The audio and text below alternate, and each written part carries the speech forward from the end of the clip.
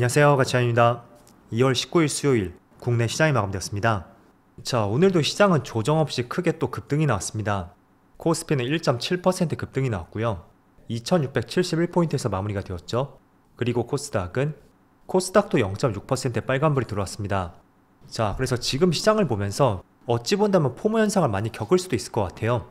내가 종목 선정을 잘했다면 그 어느 때보다 수익이 많이 났을 것이고요. 조금은 미스한 부분이 있다면 오히려 손실은 아니고 보합 정도만 유지한다고 해도 아쉬움이 더 많은 시장 구간인 것 같습니다. 자, 그래도 항상 남들과 비교해서는 안 되겠죠? 때문에 주변에서 돈 벌었다는 이야기, 그리고 시장 대비 나는 왜 이렇게 성과가 좋지 못할까, 이런 생각들은 절대 해서는 안 됩니다. 결국은 주식시장도 심리 싸움이고, 그럼 심리 싸움에서 질 수밖에 없겠죠? 그때 내가 무리하게 비중 베팅이 들어가면서 여기서 한번 크게 또 깨진다면 정말 상황이 좋지 않게 흘러갈 수도 있습니다. 그래서 아무리 시장 흐름이 좋던, 주변에서 어떤 종목으로 돈을 벌었다고 해도 이런 흐름들을 무시하세요. 나만의 흐름으로 가셔야 됩니다. 그리고 시가총액 상위 종목들을 보면 오늘은 모처럼 반도체 관련주의 급등이 나왔습니다. 삼성전자, SK하이닉스 두 종목 모두 오랜만에 큰 급등이 나왔었고, 또 조선주의 흐름도 굉장히 좋더라고요. 오늘은 하나오션은 약간 쉬어갔다면 그 외 나머지 조선주들, 이쪽이 삼성중공업을 중심으로 강세 흐름이 나왔었고, 반대로 바이오주라든지 최근에 흐름이 좋았던 방산주들 또는 몇몇 로봇 관련주, 이쪽도 그렇게 흐름은 좋지 못했습니다.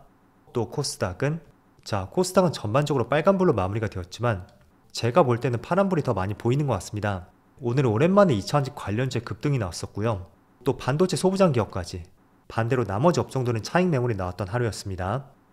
또 코스피 수급을 살펴보면 오늘까지 7거래 연속으로 빨간불이 들어왔습니다. 정말 흔치 않은 연속적인 상승이었고, 오늘 시장을 주도했던 것은 기관과 외국인의 많은 순매수가 들어왔습니다. 즉 두 주체 모두 시장을 이끌었었고, 특히 기관이 굉장히 세게 매수를 보여주었네요. 또 반대로 코스닥의 수급은 그렇게 큰 변화는 없었습니다.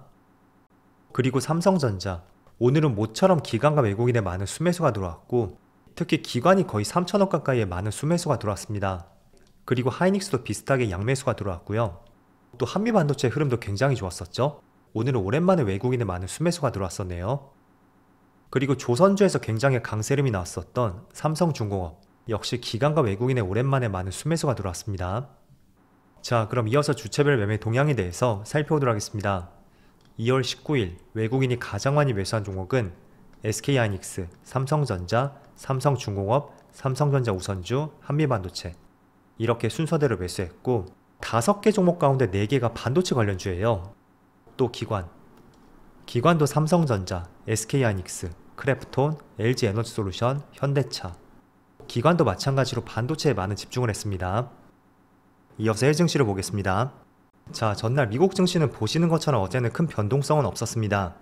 다만 나스닥은 2만 포인트 근처에서 확실히 심리적인 저항선이 되는 것 같아요. 우리가 어떤 숫자 단위가 바뀔 때가 있잖아요.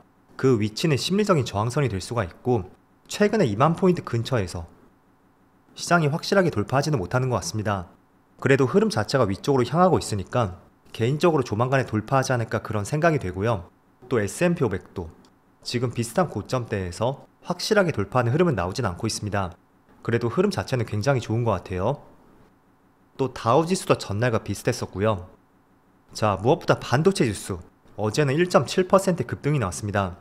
그래서 지난번에 개파락으로 출발했었던 그 비어져 있는 공백 있죠?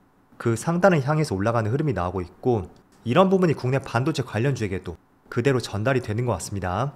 그리고 아시아 증시, 니케이는 지금 약보합이고 대만도 비슷하죠? 또 중국 증시만 반대로 빨간불이 들어오고 있습니다. 자, 일단은 국내 시장의 흐름을 보시는 것처럼 오늘은 반도체 관련주의 흐름이 너무나 좋았습니다.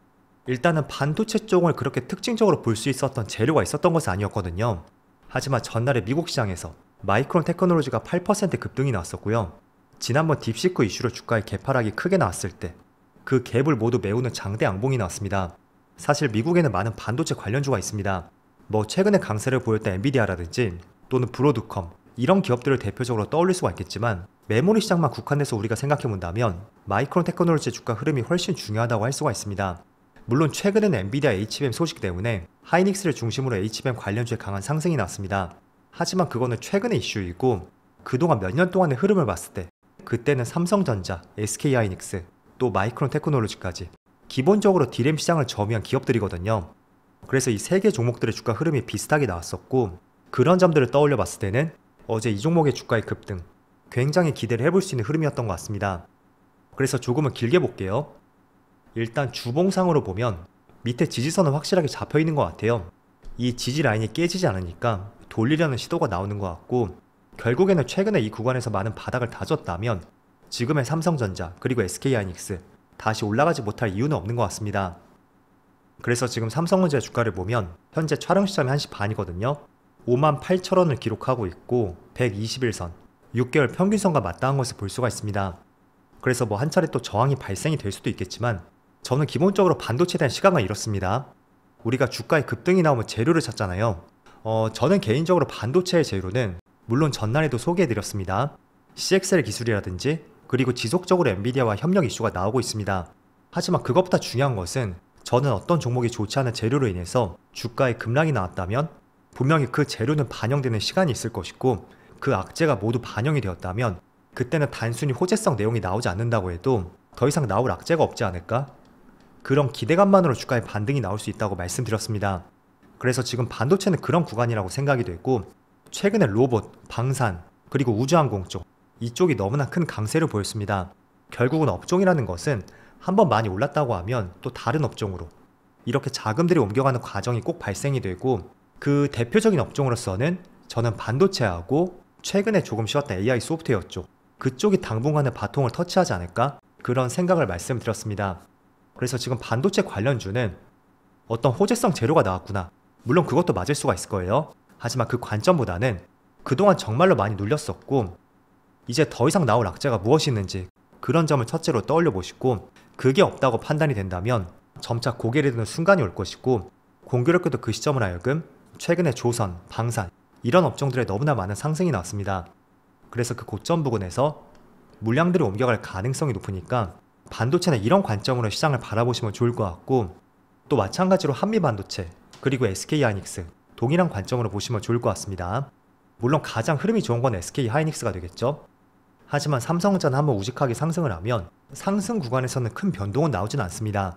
그래서 그런 점들을 봤을 때는 오히려 변동성이 적은 삼성전자도 나을 수가 있다, 이 점도 말씀드리겠고, 또 오늘 한미반도체는 외국인의 프로그램 매수세가 굉장히 많이 들어왔죠. 그래서 최근 구간으로 하여금 저점을 다진 것은 아닐까, 그렇게도 한번 생각을 해볼 수가 있습니다. 다만 지금 21선을 확연하게 돌파하지 못한 만큼 이건 또 한 차례 저항이 될 수도 있으니까 이런 부분 한번 참조를 해보세요. 자, 그리고 오늘은 공교롭게도 2차원지 관련주도 큰 급등이 나오고 있습니다. LG 에너지 솔루션은 4% 상승이 나오고 있고, LNF는 8%, 삼성 SDI도 4%, 굉장히 좋은 흐름이 나오고 있습니다. 하지만 제 개인적인 주관으로는 반도체보다는 아직까지는 확인할 것이 훨씬 더 많다, 이런 판단을 갖고 있고, 그렇다는 것은 조금 더 시간이 필요할 수 있다는 의견이 될 수가 있습니다. 그래서 아직까지는 2차원지는 시장을 주도하는 업종이 아니고, 또 한두 달 안으로 주도할 수 있는 그런 업종도 아직까지는 아닌 것 같습니다. 물론 여러분들이 정말로 장기적으로 가져갈 수 있다면 넉넉한 시간을 두고 도전을 해볼 수가 있겠죠. 하지만 그 시간이라는 것도 올라가는 과정이라면 우리가 버틸 수가 있겠지만, 그게 아니라면 굉장히 지루하게 느껴질 수가 있고, 또 처음에 매수했던 생각이 다시 바뀔 수도 있을 거예요. 그래서 2차원지 관련주보다는 저는 개인적으로 반도체 관련주를 조금 더 긍정적으로 보자, 이런 말씀을 드리겠습니다. 자, 그리고 최근에 반도체 기판 관련주도 한 차례 상승이 나왔는데, 대표적으로 코리아 서키트하고 또 심텍, 오늘은 위에 꼬리를 많이 달고 있네요. 이 두 종목은 대표적인 반도체 기판 관련주라고 할 수가 있습니다.